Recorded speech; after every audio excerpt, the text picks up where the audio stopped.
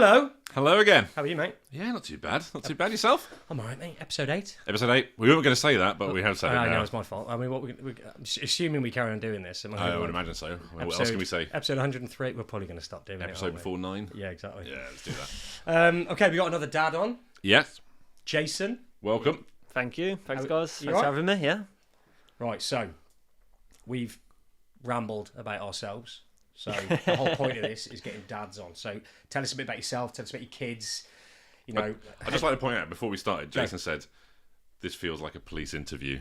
Yeah, it does. Yeah. So you are under caution. I just like to put out there, I've never actually been arrested, so I can't. Have you done a podcast before? I haven't, no. Mate, you're in Oh, good that's company. two of them then, yeah. You're in good company, mate. This is our 8th, so we're not exactly experts. Veterans. Yeah, exactly. So yeah, go for it, mate. Go for it. So yeah, basically we've got Esme, who is 5. Yeah, got that right. And Matilda, who is 3. Esme has been diagnosed with autism since she was 4. Mm-hmm. And we're currently going through the process now of the autism assessment with Matilda as well. So we should be hearing back from that in the next month or two, whether they're going to give her an assessment or not. And yeah, so with Esme, she's not your what people look at as an autistic child. She will speak to adults. I was saying to yourself outside earlier on, she'll be absolutely fine. She's got a teacher at school who she loves, who she speaks to. But if she was here now, she would probably be flapping her hands, chewing her fingers or a chew toy, because she literally will not want to speak to either of you. No, that's fair enough. I don't blame you. No. So how was it getting the diagnosis? Was it all quite straightforward? So I can't take appreciation for that. That was Tish. Yeah. She pushed and she pushed. It was only 12 months, really, it took to get Esme diagnosed. We started it when she was 3. And we had it by when she was 4. It was a pretty smooth process from my point. Yeah. From Tish's point, it was... I actually remember it. Every Wednesday, 12 o'clock, she was phoning up. Have we heard anything? Have we heard anything? No. Until one point, they were like, not you again.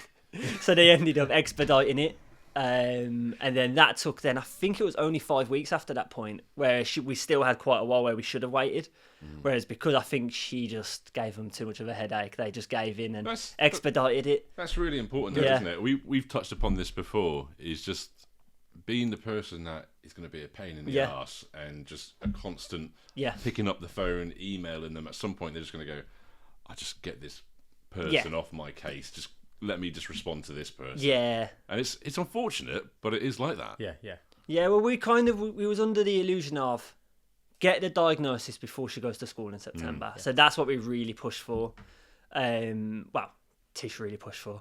And so we did end up getting it. In the end, we got it straight away. We'd done the assessment. She went through it and she was literally exactly like she always is. Yeah. She met new people. She didn't want to speak. So she's also diagnosed as selective mute. Mm-hmm. So when it comes to, it's mainly kids, she will not speak to. She's got a best friend at school who she will say that odd word to now and then. And I said again outside, I said to her, every morning we get to the playground and a friend comes running up to her to give her a hug. Esme pushes her away. Oh, even though they're really good friends. How lovely is that? That she still keeps going up she to comes give her back a hug. every time. That's and amazing. She refuses to go into school. That's right pain. She'll just hold on to you, or she'll jump on the floor. And every time her friend's always there, trying to hold her hand, and Esme's like, no. Every morning she's done it now for like nearly a year, because they break up soon. Yeah.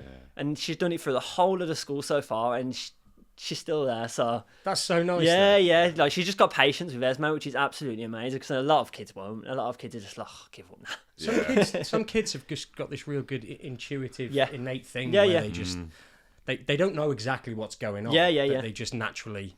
It gets to a crazy point where Esme's tooth fell out the other day.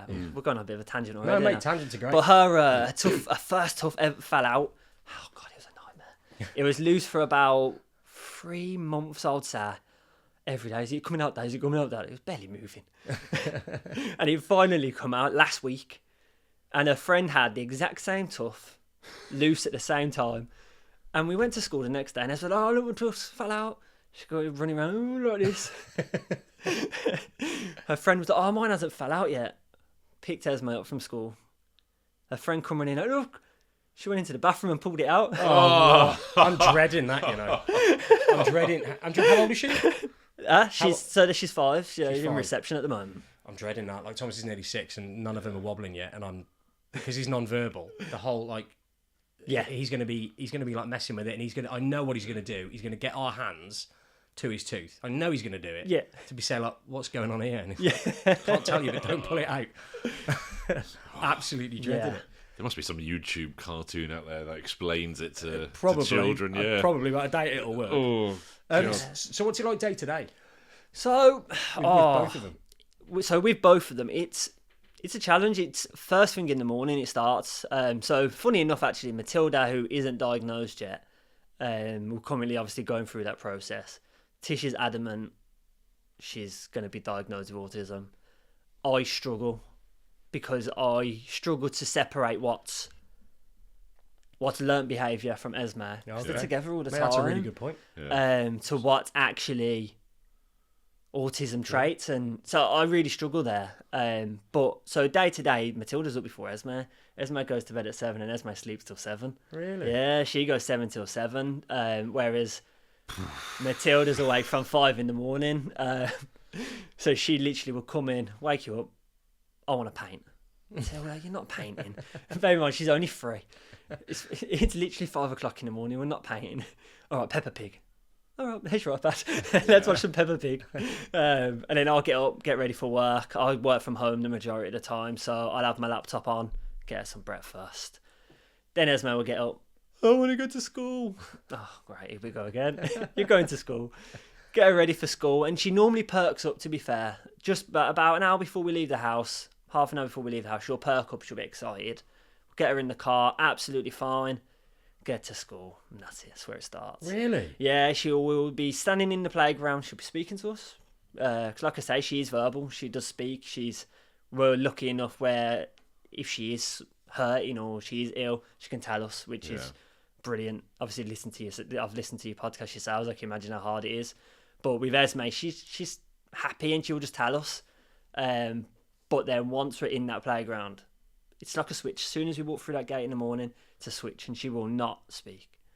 Not one bit. Just crossing that threshold. Yeah, and I think that's where the selective mute kicks in. Because when I first heard selective mute, I was like, you can't just choose to be quiet. She does. Yeah. And it's like she physically can't speak, so it's really difficult. So we try and get her into school, but she holds onto our neck, and she's in a mainstream school as well. So we're trying to get her in, and it's such a challenge because there's so many other kids that are trying to get into their class. So we've got to a point now where we let every child in first, and we're the last ones. But by that point, the teacher also needs to get in. Yeah. So we're feeling the pressure then of kind of getting her into the class, which we do get it. We do get her in there, and they've set up like I was saying to yourself again, a quiet corner, which is basically like what you've got here. You'll put there, but then you've got 29 kids then running around us. It's not really a quiet corner, but a relaxing zone, isn't it? Yeah. But it's all we've got at the moment while we're still waiting for the EHCP. So there's a challenge. Like, you're walking away and you're like, is she gonna be okay? Is she not? And we kind of just got to trust the school really. And we've set up at the minute they've got dojos. Maybe you've heard of that before, so they can message on there and they will just let us know halfway through the day how she's getting on, because she really struggles at lunchtimes. Oh, Alan mentioned that last week, dojo. Yeah, that sounds really good. Yeah, it's good, but with it being a mainstream school, they don't have a lot of time. Yeah, their time's taken up, so we don't always get a message. Right. So then we're like, is everything okay? So at the moment, then obviously you're waiting for you're going through the EHCP process. Yes, we are. Yeah. So there's no additional like a TA coming in to work with Esme or anything like that? No. So they've got something, I can't remember the exact name now. I did say it earlier. I can't remember what it is now. That's my autism kicking in. That'll be another conversation in a bit. So we do have someone that can go in, but because at the moment there's a lot of kids in Esme's school, I don't know if I can say it should maybe not be in a mainstream school, which isn't my place to say. But I think that's across the country. I think 100%. You're not saying anything like unusual here. I think their needs are very high, which unfortunately for Esme takes the hours away from the children like Esme that could use them hours. But don't get me wrong, them kids Esme loves. There's a girl in Esme's class at the moment whose needs are very high, and I know her mum is fighting at the moment to get the help she needs, but she wasn't aware before going to school of what she could get, of the help that she could get, and that there is help out there to get the kind of the additional needs schools and stuff like that. So she's in Esme's class at the moment. Esme absolutely loves her. Like, Esme kind of treats her as her best friend as well. Like, she'll take her around and she'll take her to a peg in the morning. She'll if for instance they're in the playground and there's been occasions where she'll take a nappy off, Esme will go and get a teacher and go and get her some help straight away. So it's really nice that she's kind of got that there. And yeah, she I think she's okay at school when she's there. Apart from the fact that she doesn't speak to anyone other than her teacher. Yeah. And because she speaks to her teacher, the school see it that she communicates. I was just even though she's not actually communicating with children. So they're not seeing the full extent. No, and that's exactly it. So when it comes to the EHCP, she communicates. Yeah. We are fully expecting it to be batted back purely on that case. So then we'd obviously have to take it to tribunal because she does need help. She does need extra help to get there. Like, everyone in her class at the moment can write their name. Esme can't. Yeah. You could write down numbers on a paper. She won't be able to tell you what they are. So she's well behind all the other children now. So it's not a case where she needs to not go to a mainstream school. She just needs to have a little bit of help within a mainstream school, I think, and that will really help her. But we'll have to just see how that goes. It's interesting how the being verbal bit writes off so much else.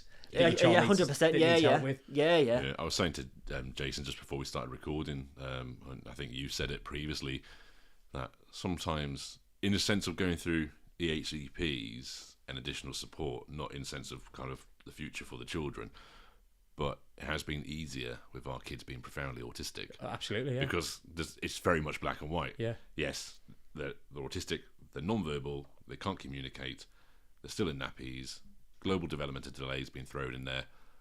It's very black and white. But then you have children such as Esme and others that are in mainstream. Yeah. And we've talked about masking before or, that side of things. It's a weird position to be in where your child who's more profound could end up coming out of the education system having had more help. Yeah. And more support, and more support. It's bizarre. You're almost grateful that your child, that your child is more profound than some others that are kind of in the middle. Yeah, I do see that point. And we don't get me wrong, we've been very close before, because a few weeks back we had a really difficult time with Esme going to school where she refuses now, but it's not so much. There'll be the odd tear, but a few weeks back it was a case of absolute meltdowns to a point where we refused to send her for, I think it was 3 days, until we could sit down with the school and just say, we need a little bit of help here. There's got to be something you can do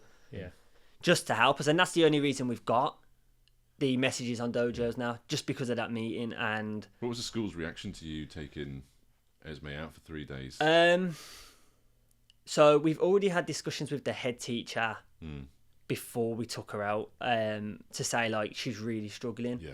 And don't get me wrong, the head teachers, it's so hard at the moment because there's not enough money in the mainstream schools, especially, I don't know whether it's different in different areas, but especially in Birmingham, there's just not enough there. But they have the facilities in Esme School. They've got a learning mentor, that's what the word I was looking for earlier. They've got a Senko there, but it's distributing them hours evenly to help everyone that needs them. And like I said to you, we literally asked for 5 minutes. 5 minutes a day, which is 2.5 minutes twice a day, just for the learning mentor to go into Esme and say, how are you feeling today? How are your emotions? Because that's one thing she struggles with, Esme. She struggles with emotions. If she's sitting in a class and she's feeling stressed, she'll have a biting toy on, which, oh God, if we were to go for our Amazon now, we have Probably ordered about 30 this year.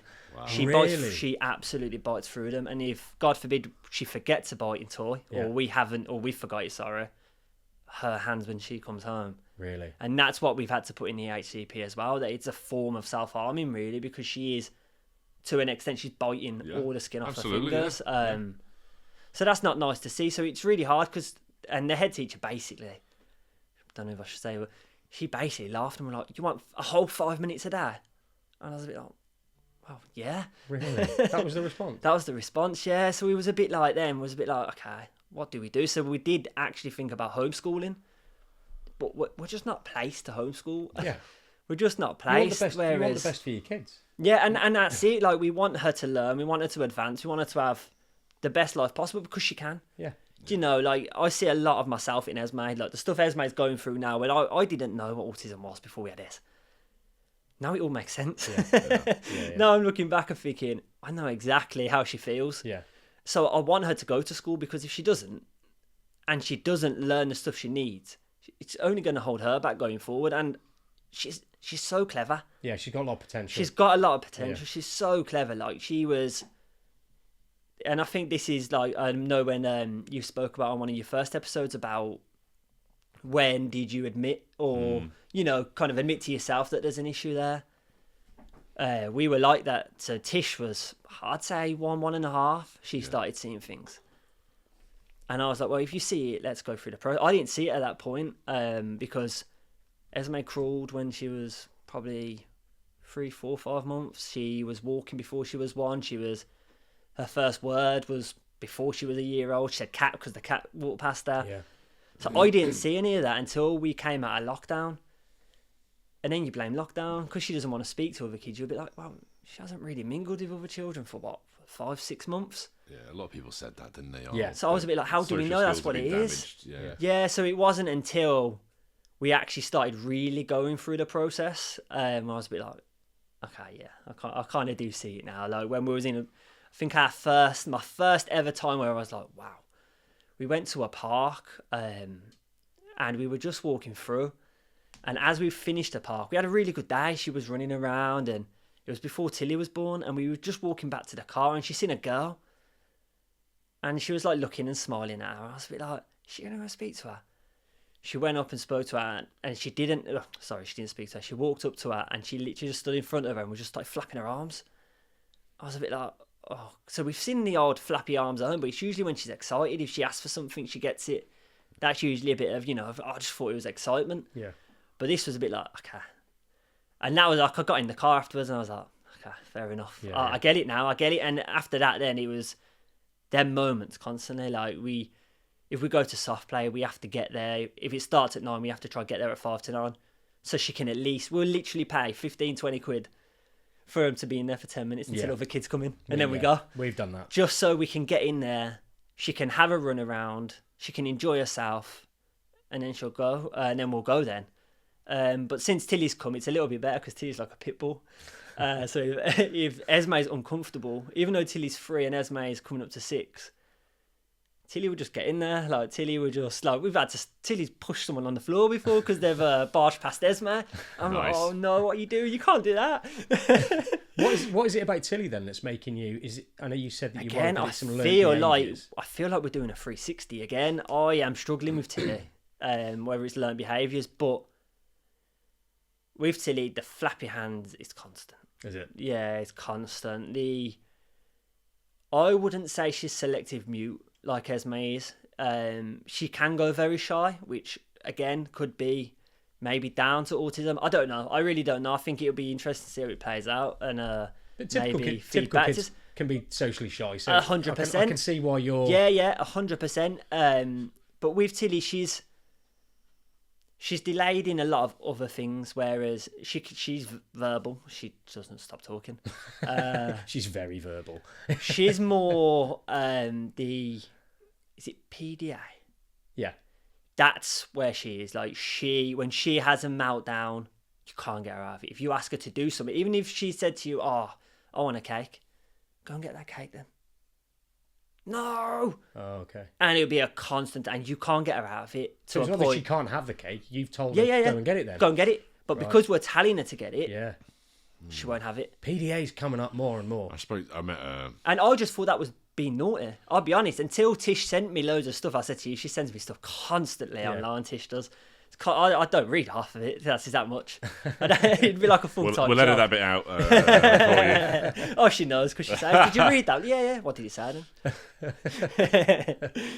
But so with Tilly, it's just it's progressing to where I'm starting to see it now. And it's difficult though, isn't it? You've got 2 daughters, and there's an element of the youngest one will be kind of sometimes mimicking what's around them. Yeah. So if 100%. They see their older sibling doing something, as a child you do mimic and you copy and stuff like that. So it must be difficult to try and navigate and work out what's mimicking and what's like obvious, like the hand flapping and stuff like 100%. And I think that's probably the one that I've struggled with the most, is remaining calm. Because it's very hard to sometimes, even with Esme, it's very hard to kind of say to yourself, she can't help it. We need to try and just give her the time, the space to kind of come out of it. And then on the other arm, you're like, because she's tantruming and she could be hitting you, kicking you, and Tilly's the exact same. So then you kind of get into a point where I took both of them to the park, and I've got Esme screaming and shouting she doesn't want to go. I've got Tilly in my arm, she's kicking me in the neck and she's biting me, and I'm like, what part of this is this autism traits? Is this what, or are they just being naughty? So I'm trying to stay calm, because I'm like, they need to come out of this, but everyone's looking at me and I'm a bit like, I'm going bright red, because you've got everyone looking like I'm a bad parent, when I just wanted to bring my kids to the park after school, and it's literally completely backfired. So it's really hard, because you've got to stay calm, but then sometimes it's just like, I'm at home and I'm like, Tish, I just need to go for a walk for 2 minutes because I can't cope. Because they are just, it's constant. If one of them's not having a tantrum on the floor, the other one is. If one of them's not hanging off the ceiling, the other one is. If Esme's not got she'll get a fit of giggles, and then the giggles will stop, but then she'll pretend to be giggling. Right.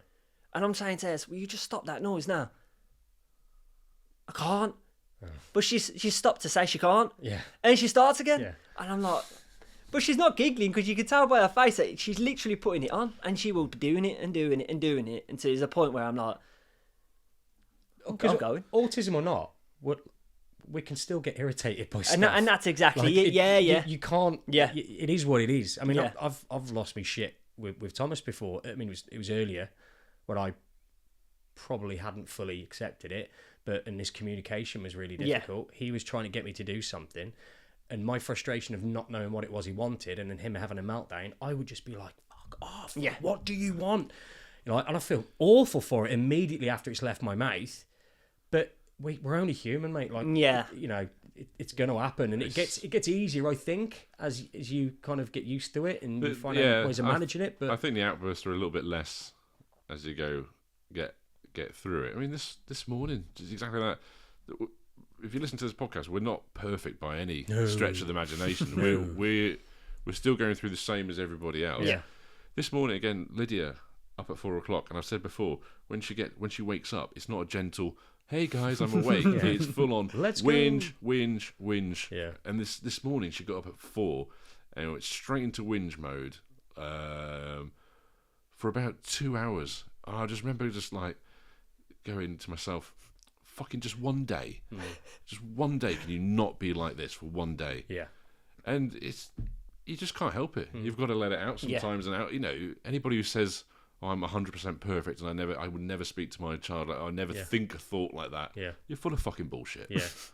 I mean, now it's kind of like go scream into a pillow. It's like the frustration is still there, but like it's just, okay, I'm going to try and redirect this somewhere that isn't my kid. Yeah. But mate, it's totally normal. You've touched on autism yourself. Yeah. So, and recognising some traits in yourself, which I'm sure is, well, I know it is. Even if people aren't autistic, it does make typical parents still look at themselves and go, oh, I used to do this thing as a kid, and I wonder if that is. And it might not be, but it still makes you like self-reflect. So tell us a bit about that. Yeah, so obviously it was mainly, so when Esme was, I'd say about 3 or 4, I started noticing little traits, just the nervousness and just being a little bit awkward in certain situations, which like me now, it's probably telling on camera. You probably see me move my arms and all sorts a million times. Mate, I was just about to say, guys. So like when we first started talking and we invited him on the podcast, he said, just so you know, my other half tells me I'm really socially awkward. And then we got on a video chat a couple of days ago. It was like, what are you on about? And mate, and even now, I would not, no one watching this will pick up on anything unless they're like experts on, body language or something. But mate, you're killing it. You're doing fine. So go on, carry on. To be fair, I have replayed this in my head about 1,000 times in the shower. I'm glad somebody has. Yeah. We've just rocked up. Well, your first message, I literally seen your message on it. I can't remember what day it was. It might have been a Sunday night, and I seen it late. I went down to the toilet. I looked at my phone. I seen it. Oh, I couldn't get back to sleep that night. And I was a bit like, oh, Jesus Christ. That was the excitement. Bear in mind, this is Tish that signed me up for this. Oh, was it? She is. I was saying this earlier. This is all her. Brilliant. This is her fault. She's like, this is finally your time to speak. You wanted to do it, but didn't want to do it. Of course, that's it. Yeah, totally I don't want to put myself in an awkward situation. What do I want to do that for? Yeah, thanks, Tish. But yeah, so once we started seeing how awkward Esme was around other people, other children, it kind of just made me think about how I was when I was younger. I hated school. Like, actually hated school. Even like going from like year one, my mum could probably tell you stories of me screaming and running out after her. There was the times where the teachers didn't have hold of you to get you in. You could still run out of school. So just from that point, and then as she's got older, just trying to create friendships for herself, she really struggled. I was the same. I was saying to you earlier, even now I've got very small amount of friends just because I struggle to maintain friendships. I could have a text message on my phone and I've not read it in about a month. I'll just leave it. And then I'll be like, I'll text them back. I never do. Yeah. It gets to a point where I just never probably spoke to that person again for like 6 months. And then thankfully I've got friends that understand and they'll be like, oh, okay, do you want to meet up? Or, we can go for I don't drink, but we'll go for some food or go and play pool. Yeah. He usually beats me about 8-0 every time. But what's interesting about that is that it's not that you're struggling with friendships because people don't want to be friends with you. It's just because you're struggling to maintain it from your perspective. Yeah. You seem like a sane guy. I've noticed you got a Whoop as well, so I've got a Whoop buddy. I know. I was going to speak to you about that because there ain't many people with a Whoop. Yeah, I was deciding whether I want to upgrade or not, so I'll speak to you about that after. So yeah, mate. So you started seeing these traits in yourself. Yeah. So luckily, the company that I work for, I've had a few issues with my mental health over the time anyway, which work have been really helpful with, and I've always just put it down to a little bit of anxiety, which I've kind of worked through, and I've done that CBT, cognitive. You've done cognitive behaviour? Yeah. So I've gone kind of through that, but I've always felt like there was something else. Like I said, I hated school. When I was at school, I was very quiet. Which now looking back, that I know what autism is, I know what masking is. I'm looking at now thinking, my whole way through school, I was masking because I was quiet and didn't really speak at school. You could probably get people from my classes at school on now, and they'll be like, they probably heard about 5 words from me the whole time through. Like, you could nod at each other in the corridor, but I wouldn't really speak to that many people. I think I had like 1 or 2 people that I'd speak to quite regularly. And then just thinking more and more about it and going through it with Tish and just speaking, I was a bit like, I think I'm going to get an assessment. Like Tish has always said I've got ADHD. I can't argue with that, as you said. As you've noticed, I've gone off on a few little things now. But so I spoke to work and they said, well, we can maybe look at helping you go through the process, going private. So they've helped with that massively. That's and amazing. I went to a clinic in Leamington Spa. It took about 8 weeks to go through it all, and I got diagnosed there and then. Wow. Yeah, literally the same day. I've not had my report yet. I'm literally collecting it from work on the office on Tuesday. Is this ADHD or autism? Autism. I'm waiting. So my ADHD referral is in, and that should be done soon as well. And with ADHD, I've always kind of just been hyper, and especially at home. Like I say, with masking, it was always a case of I'd get home from school and I would just be off the walls. Yeah. And weirdly enough as well, I haven't heard many people speak about it, but looking back at it now, and Tish could probably agree with this as well, even when I used to be in the office every day, I'd be very quiet in the office. I'd just get on with my work and go home. But when I got home, I would just feel like I'm just this. Half the time, it was more kind of anger than anything. So I wasn't the best person to be around for quite a few years before we had the girls.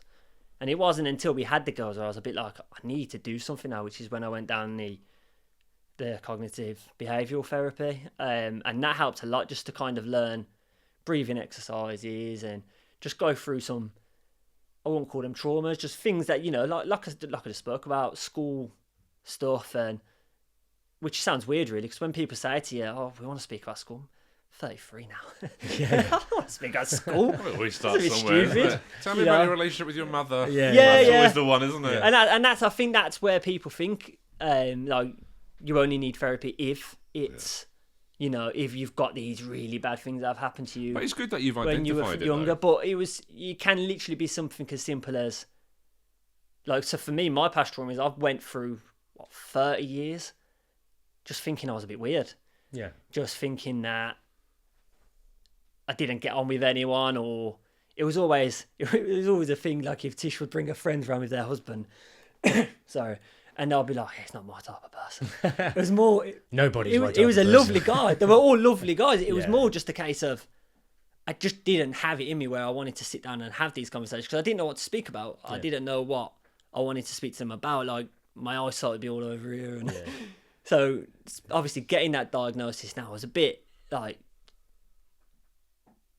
I was happy that I got the diagnosis, but then I was a bit like, if I would have known this 20 odd years ago, how different it could have been, which is where I'm so happy that obviously Tish pushed for Esme, because even though, like you say, with your daughter and son, they're profoundly autistic, even though Esme isn't, it can still really impact you, like we see with myself, and I say now as well, like they're probably going to kill me for saying it, I'd say at least one of them, well, I've got two sisters. One of them are 100% autistic. And we'll let you guess which one. 100%, yeah. Let them guess you can just work it out yourself. Yeah, they'll be sitting there and asking, huh? Have you spoke to your parents about it?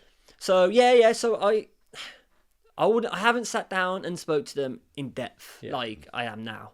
So I'm hoping I don't listen to it.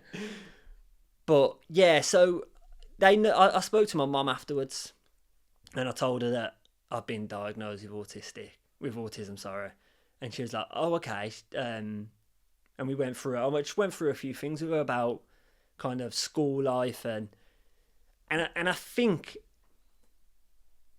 I was very good at masking. So they did obviously. They knew I hate school. I was in secondary school, and I still used to cry about going to school. Yeah. Do you know, like, so they knew I hated school. But like I say, no one really knew what autism was in my family at that point. I don't know whether I don't even remember being at school and knowing anyone in school was autistic. I don't think it was kind of in the zeitgeist at the time. So it's very much a recent thing. People used to just say, "Oh, he's just not built for school. She's not built for school." They're just not. Some people just aren't academic. It's they'll really be good at something else. That was what people used to say. It's not that long ago that it's really come out. Yeah. I can identify people now I went to school with who were seen as maybe being disruptive, naughty. I'm like, ADHD, possibly autistic. 100%. But in those days, it was just like, you're a fucking pain in the ass. Yeah. How many times do you need me to throw the ball rubber at you? Yeah. Get out and you can sit outside. Yeah. And that's how they were treated. Yeah, 100%. So it was like I say, when I come home from school, how's your day been? Oh, I was good. So there was nothing there to be spoken about. Teachers never touched on anything, even though I was, oh God, I know I work in finance now, but when I was at school, I got an F in maths, I got an F in science. I got a C in English just purely for the fact that my English teacher was just amazing. She could see how awkward I felt, and she even put on additional classes after school for me to go to, so I could actually catch up on the stuff that I'd just been staring at her desk. So if it wasn't for her, I wouldn't have even got AC and IT. I got C, and I can't remember what it was called now. I think it was a GMVQ or something like that. I can't remember what it was actually called. I have to find it. I've got it at home somewhere. It's like a little passport. And that was only because that teacher, again, she was like, do you want to come and do this instead of doing French. Yeah. Because I was learning French. Yeah. Barely learn English, never mind learning French. So I ended up doing IT instead. You don't need to speak French because we've been to Paris and everybody speaks good good English there. Yeah. So don't worry about that. So so I managed to get a good qualification in, well, fairly okay qualification in IT and English. So, but the whole way through school, no one really kind of picked up on anything. The teachers said anything to my parents. It was kind of just like, I'd get home from school and I would be a ticking time bomb. My sisters would wind me up, I'd lose my temper. Mum would wind me up, lose my temper. So looking back now, it literally all points to masking and autism, whereas like I say, it just wasn't seen. And I think looking back now, people would have gone like, Jason, you've just got a short fuse. Subconsciously, you've been changing your personality essentially for like an 8-hour day. 100%, What is going to happen when you get home? And that's exactly it. Yeah, that's exactly it. So obviously, when we found out that Esme had it, and I went to have my assessment, I walked out of there after that because they told me straight away. They told me the same day. It took about an hour. So I went back to work, done a bit of work, drove back, and they said, yeah, we're going to diagnose you with autism. I think the only one, it's very much like with the kids, the only one where I didn't score high enough on was social, which was exact same as Esme, because speaking, because she's communicative and she speaks to teachers and speaks to us. And that was very much because there were adults that I was speaking with and there were professionals I knew that were there to help. I was confident in sitting there and having a conversation. Right. So that was the only one that I didn't actually. How did your partner react when you got your diagnosis? Yeah. How did she react? She just told you. Yeah. I think she was more concerned of how I was going to react. Right. That's quite nice, actually. Yeah, it is. Yeah, I think she was more concerned of how do you feel about it now. Yeah. And if anything, I think it just made us more aware and more to the point where we've got to get Esme the help that she needs. Yeah. And I think that's where Tish kind of clicked in and was like, the EHCP needs to be done. Because so if anything, the benefit, every cloud, the benefit of you not getting the diagnosis for so long was that it's kind of reinforced even more for 100%. You how important it is to get it for the kids. Yeah. And I think it's like anything, isn't it? I think if you go somewhere and you have a really good day, you're going to go back. If you go there and you have a really bad day, you're not going to go back. So I think it's a little bit like that, whereas if I would have got diagnosed when I was a kid, I would have been so aware of it. None of their memories and the feelings I felt then when I was younger. Because weirdly, even though you're an adult, sometimes once you actually start thinking about them, especially when you go through the CBT, that you start to feel how you felt then. Yeah. And when I went through and I got diagnosed, it did make me think like, Jesus Christ. Like, that was a lot to go through as a young kid. Going through like a mainstream school, it was a very kind of cliquey school as well. So there was a lot of groups and I didn't really fit into any of them groups. And I think like knowing Esme, she's going to be very much the same. She's going to be in between. So I think it's just made me and Tish know that we need to push now. And I think if I was diagnosed back then, it might not have been to the forefront of my mind like it is now. That is very much the nature of schools as well. Yeah. They all click it. I mean, I remember I got bullied for like the first 3 years of secondary school. Similar to you, I hated it. In fact, this is all part and parcel of why my in-laws think I'm autistic. Yeah. And I'm like, why? And then I look back and it doesn't mean I am. Yeah. It means that I look at things and I used to walk around school for 3 years and I would literally just stand at the back of, because all the friend groups would be like huddled together, wouldn't they? They'd just kind of be in little groups. Yeah. And I would stand at the back of these groups and just pretend I was part of the group. Yeah. Until someone told me to fuck off. And then I would just go and find another group and stand at the back of that one. Yeah. I did it for years. Yeah. And then my brother lived with us at the time, and my brother's hilarious.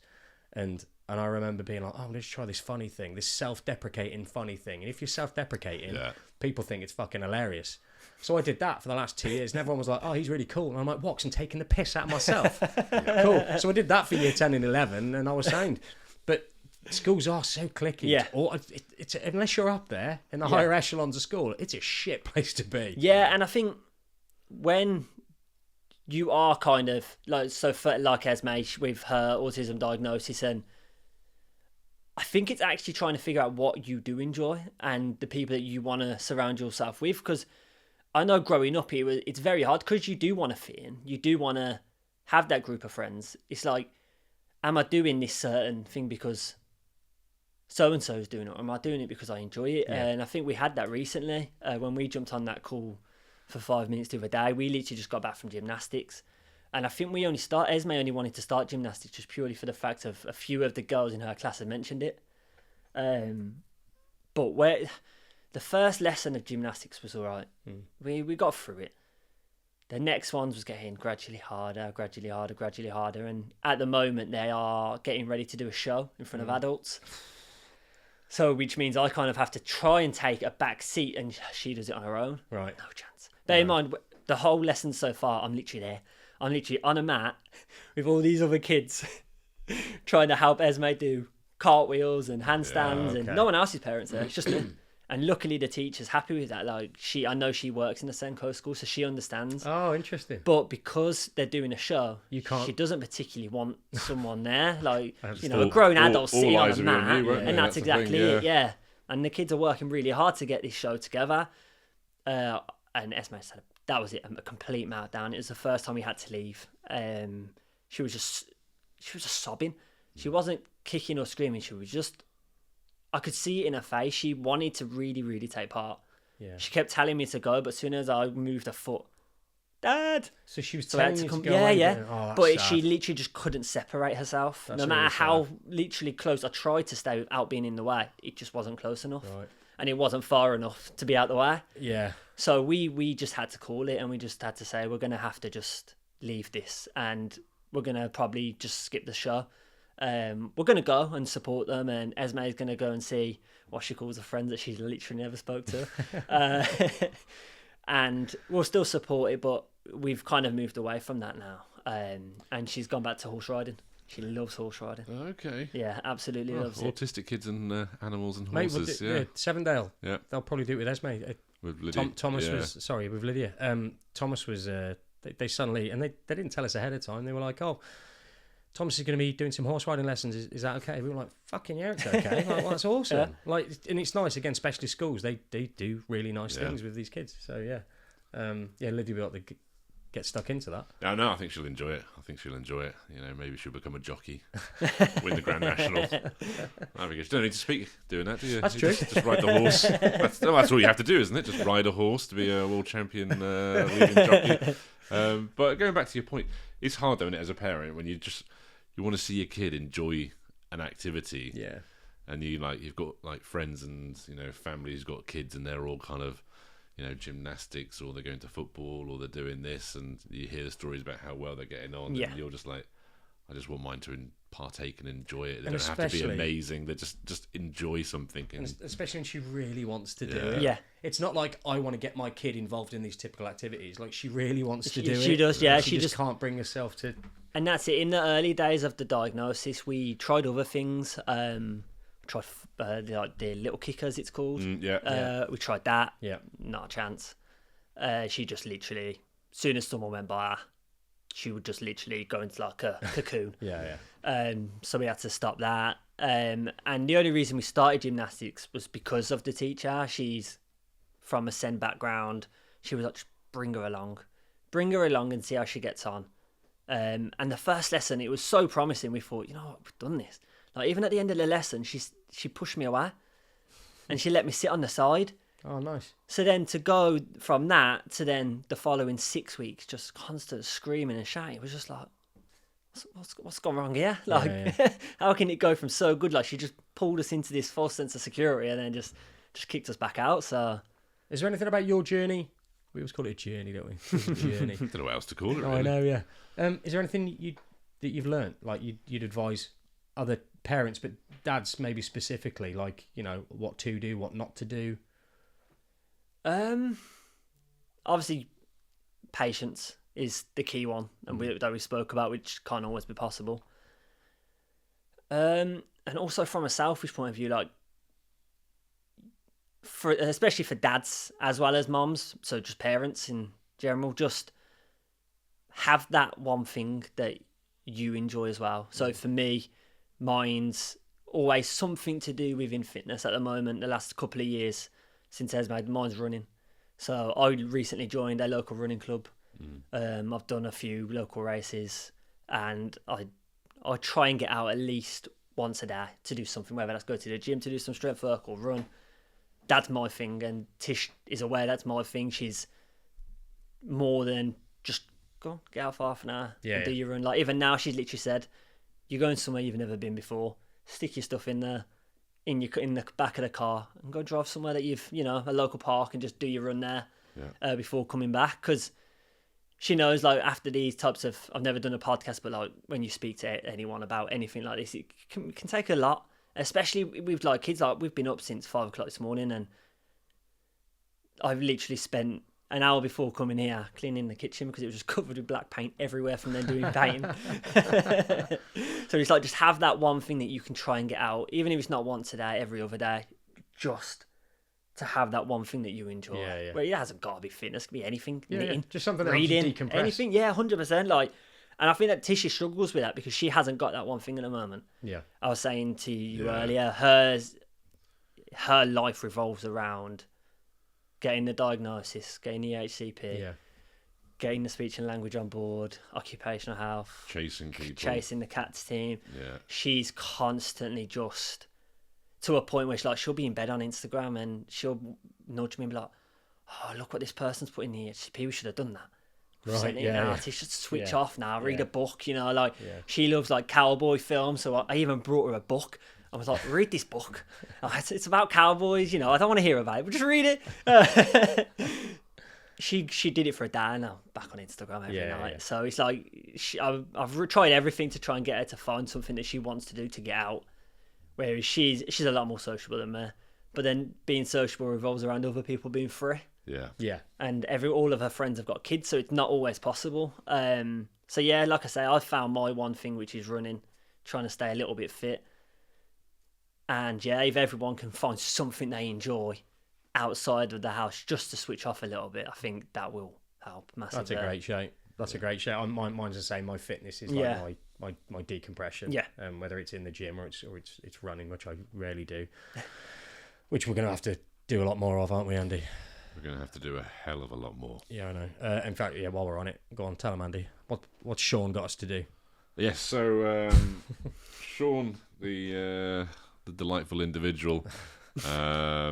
Me and Gaz had done a half marathon before. We may have mentioned it. Sean came up to us and said, "Let's do a marathon." Really upbeat as well, wasn't he? He was like, "Oh, lads, listen, got a great idea." Great idea. I know, and then he came out and said, "Do you want to do the London Marathon?" And obviously we had to go and sign up for it, and now we're running the marathon in April. End of April next year. Ambitious About Autism.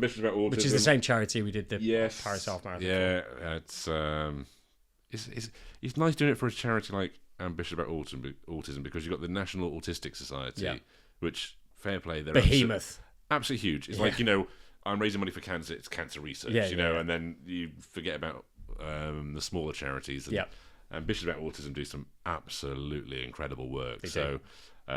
We've raised money for them once before, and now we're going to be running around London. Well, I say running. We'll be going around London. We'll be moving around London. Hopefully moving around London, and raising money for them. And it's thanks to Sean. Thanks, Sean. So when I see you, Sean. Yeah, when we see you, Sean, we'll be sure to thank you. So we do this good and bad thing normally. You don't have to if you haven't got anything good or bad. So I've got a good. Yep. Have you got both? I think I've got both. Yeah, I've got both. Have you? I've got both. What about you? You think of anything? Doesn't matter if you haven't. I can think of a good. So one of you go first, and I'll think of a bad. All right. The good this week. As I mentioned, Lydia's been getting specialists coming in once a week for the next 8 weeks to work on language. And the lady came in on Monday. I was at work, and the feedback I got was Lydia interacted as soon as this lady walked in. She's trying to do Makaton with Lydia. So kind of, putting stuff away and making Lydia work to actually get it. Doing a sign for more. Getting Lydia's hands to do it. And this went on for a little while. And then the lady said, "Oh my God, have you heard what she said?" We're like, and Selena's like, that's a sentence you've never heard. Yeah, like so Selena's like, well, I thought I heard something, and she goes, yeah, she's going, oh. So she said it for like 2 or 3 occasions, then stopped. Yeah. But then leading up to that, me and Selena has been saying around the house, like, she's babbling away, and then we go, wait a minute, that sounded like a word. Did she say a word?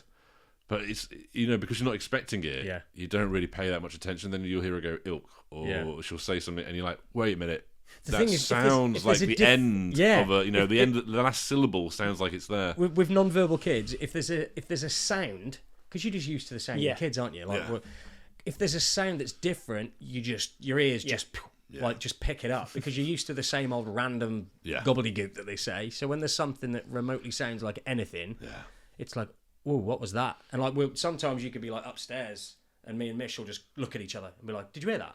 And it isn't necessarily a word, but it's like a part of a word. So yeah, mate, that's awesome. Yeah, that's pretty good. Trying to think what else there is. That's good. Randomly, we think the house may be haunted. Why is that good? I just think it's funny because I've been saying it for a while. And then we moved into the house. It was kind of November time. Went to bed, and then in the corner of the room, we just heard this like male voice very, very clearly go, "We wish you a Merry Christmas. We wish you a Merry Christmas." And we were like, "Where the fuck's that coming from?" Like, we got... You both heard it? Yeah, we both heard it, clear as day. And we were like, there's nothing that we've got here is like a toy that would say, you like a Christmas toy, you'd press it and it go... Yeah. And it wouldn't be in a creepy man's voice, and it was so clear in the room. So I always raise that, and then like random stuff happens, like keys go missing and what have you like that. I remember one day, I don't know if I was just absolutely sleep deprived. I was on the sofa, obviously with Lydia. That is a risk, isn't it? It's always a risk. And I was just lying down. It was pitch black, but like it's not really like black. It's just like dark. Yeah. And I just saw this mass at the end of the sofa just suddenly appear and go up like that. And I was like, oh. Was it Santa? I was like, I wish it was. It was literally pitch black. I thought it was a dog, Ruby, because she's a black lab. Yeah. And then I just looked across the room, and Ruby was over there, and I was like, oh, holy shit. But then fast forward, this week, Selena goes to me, I'm starting to agree with you, there may be some strange things happening in the house. I go, what do you mean? She goes, I was carrying something into the kitchen, and then she goes, she goes, I had this bag, it had 2 plums in it, I put it in the kitchen. I came back, one of the plums is underneath the dining room table. And she's like, this is really weird. And then it's just like random stuff just goes missing and then just reappears in a different part of the house. What? Yeah, it's a bit odd. That is weird. Yeah. Go on then, definitely Jason. time to move out. Yeah. It definitely ain't good. All right, Jason, give us yours. So bad. I don't think I've got... It was probably the gymnastics that I spoke that was about this week, earlier. Yeah. So that was literally... That was probably one of the hardest ones. Oh, actually, I've got a good one, actually. A good bad? So, a good. Oh, good. Yeah, so once we kind of realised gymnastics wasn't going to work at the moment, we decided to try swimming. Yeah. So where we do gymnastics, it's at a leisure centre. They've also got swim classes for SEND children. So we spoke to them there and we said, like, do you have any trials? They said no. So you sure? They were like, come on then. We have no one booked on for this day, so... Tish obviously nagged again, got away. Yeah. So we took them on Friday after school, and so when we took Esme and Tilly, obviously we thought after school it's not going to go great because it was a case of literally pick them up, go home, get changed, and straight there. Absolutely loved it. Really? So every time we've took Esme swimming before, she hates it. She hates going underwater. She hates her hair getting wet. She hates everything. The teacher was so good. We had to be in the pool with her, and it was quite shallow so she could stand. But at the end of the half hour, she was asking to stand on the side and jump off. Oh, mega. And she absolutely loved it. And it was, don't get me wrong, it was constant flappy hands and she was just so excited. She absolutely loved it. One thing I'm worried about is, like I said about gymnastics, is she just pulling us into this force into security going next time and she's going to refuse to get in? Once you pay for the 6 lessons up front. Well, that's it, yeah. Well, it's too late now. We've already paid for the membership, so that's... Man, that's sick. That's really good, though. And I think, like Alan mentioned last week, it is important for if you can, if you've got an autistic child, to get them comfortable in water and learn how to 100%, swim. Yeah, absolutely. Did you see the video Alan sent us of Magnus getting his haircut? I did, yeah. Quality. That is really so good. Yeah. Did you hear him singing where is Daddy? I was like, I've heard that before. He was running around with his cape on, wasn't he? Yeah, with his cape running to the mirror. It's called it Supermags. Supermags, yeah. So my good was so was it yesterday? Yeah, I think it was yesterday. So Mish was at a hen do yesterday. So it was just me and Thomas, and we dropped Mish off in town and went to Sainsbury's, did the usual thing. He picked out some sweets, came home. But as soon as we came in, he got his communication book and went through a few pages. Now, normally, standard is he's going to food. He's going to go to the food page, but he didn't. He went to the locations, and I was like, we've just got back. Like, why are you on the locations page? And he got his finger and he starts tapping on Play Park, and I'm like, dude, we've just got back. Like, and I can't now because I'm very black and white in like when we've been out, we've been out. When we get back, we're not getting back in the car and going out. Like, it just ain't happening. We might do later, but not as soon as we walk through the door. So he's pointing at Play Park, and I'm going, oh, we're not going to the Play Park. And he looked at me like he knew what I was saying. He looked at me like I was a fucking idiot. He was like, oh. He was like almost like that. And I was like, what was that face? And he was like pointing at it like this, and then he was looking for something else, and I was like, what's he looking for? And I'm like, what are you looking for, mate? I don't know what you're looking for. And he's like, back to the Play Park. And I'm like, I don't know, I'm getting frustrated. In my head, I'm like, what do you want? Yeah. And again, he was like, hey, and you could see him going like, how can I explain this? And he went, okay. So he just walked to the back door, out to the garden, and he just opened the back door. And like, almost like garden. It was almost like he was going, and I was like, oh shit. And I knew exactly what it was then. We've got a card that just has his inflatable slide on it, the one I posted on the stories yesterday. Yeah. That just has that on it. He couldn't find that, so he was like, what's like that? What's something similar to that? Play Park's got a picture of a slide on it. Maybe Dad's clever enough to realise I mean this. Maybe he's not. Maybe he's not. So he was like, slide. Almost like he was going, I know we're not going back out because you never let me go straight back out, but use your brain, Dad. Yeah. That's a slide. We've got a slide. And it's usually in the garden. Just needs blowing up. Ow. So I was like, mate, so then I'm trying to find the card. You're like, yes, of course we can stay home. Of course I say. So I'm trying to find the card, but Mish has hidden it because she doesn't want him to just pull the card out. Yeah, you mentioned last time, it's a trump card, isn't it? Yeah, exactly. I'll pull it out too late. Yeah. So it is exactly a trump card. So she'd hidden it. She's on the hen do. Town signal is terrible because the food festival's on. So, you know, it's like when you're in a busy area with phones. Can't get hold of it to go, where's the fucking card? So anyway, I'm just going to take a chance. So I go out in the garden and I open the little shed thing we've got in the garden. And I'm like, quickly. And he's standing at the back door like, she's like this, just let's see if he gets it. He's 5. He's just looking at me like, let's see if he figures this out. And I'm grabbing it like a panicking dad. Yeah. And I throw it out and I roll it out and I'm getting the pump and I'm like this. And he's like shaking his hands over it. I was like, yes! Thank God we didn't have a meltdown. Resolved. So it was just, but that was just. That's so good because he's acknowledged that. Yeah, I want some fun. He's pointed at the cars, but also acknowledged that that's the closest thing. Yeah, that's what it is. So he's like, it's not like, oh, it has to. If the card's not there, then it's not an option. He's like, no, that's what I want. That's the closest thing, and I'll give you a clue by pointing to the garden. Yeah, although I'm black and white, he's not. He's like, yeah, I get that you're black and white with stuff, Dad, but we don't have that option here. You need to figure this out. That's not exactly what I want, but it's close to the thing I want. Oh, so yeah, mate, that was really cool. Good. It was just a little like, oh, you switched on, little cookie, you are. Yeah. Dad's just a bit of a moron. So I think we'll wrap up now. Yeah. That, mate, it's nice having someone, because obviously, you know, we talk about kids, and Alan was on last week talking about his kids, and then but you sharing your experience of being autistic, officially autistic. Yeah. It's official. That's really interesting, and your experience coming through school, and the kind of experience you've had is the one that stereotypically a lot of girls talk about having, because girls and women always talk about masking. Yeah. But it doesn't mean that it doesn't happen with dads, because it clearly does. Yeah. So it's really interesting to hear your story on that, mate. So yeah. Awesome. Anything from you, mate? No, I think it's just like every dad that comes on here is going to have a slightly different take on it. That's why we want to. This is why we want to do it. You know, we can't just, you know, our kids. Yes, they're different, but they're very similar in what. Yeah. You know, the key issues that we face with our children are very similar. Non-verbal, global developmental delay and profound autism, that side of things. But there's just so many different kids out there, parents out there. So we just want to get as many dads on here to share their experience. But part of raising a kid, we've talked about it before, you always look at your past. Yeah. And you see things, or you see traits in your kids. Like Lydia was born. Literally, the first words Selena said in the operating theatre when she had the C-section, they handed Lydia to her. She'd been in the world about 30 seconds. Selena goes, "She's got your ears."